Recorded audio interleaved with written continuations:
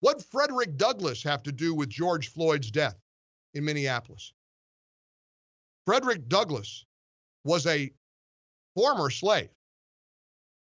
He was a 19th century abolitionist. He was, by all accounts, a magnificent human being, brave, bold.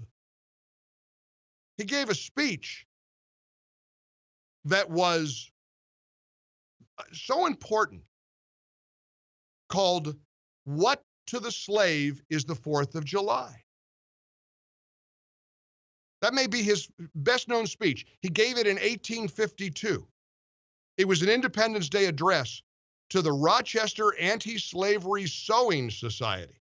And a lot of people have cited his speech, "What to the slave is the 4th of July." Independence doesn't mean anything if you're a slave. Independence doesn't matter if you are owned by a human being. And so Frederick Douglass is one of the giants of our history. You know what the peaceful protesters did in Rochester, New York? They tore the statue down over the weekend. That's how they celebrated the 4th of July. They ripped it from its base. According to pictures, the statue's base completely gone. And according to the Rochester Democrat and Chronicle, this statue was damaged beyond repair. More peaceful protest, huh? What are the Democrats saying about the president trying to defend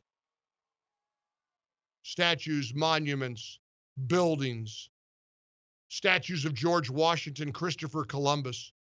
You know, they're all many of them are coming down. Frederick Douglass. Listen, I know there's a liberal, progressive, Trump-hating listener to this show right now. Please call me. I will hold a line for you. You have my word. We'll have a civil conversation. Can you tell me why Frederick Douglass's statue would be torn down? Please. 1-800-655-MIKE. That's my number.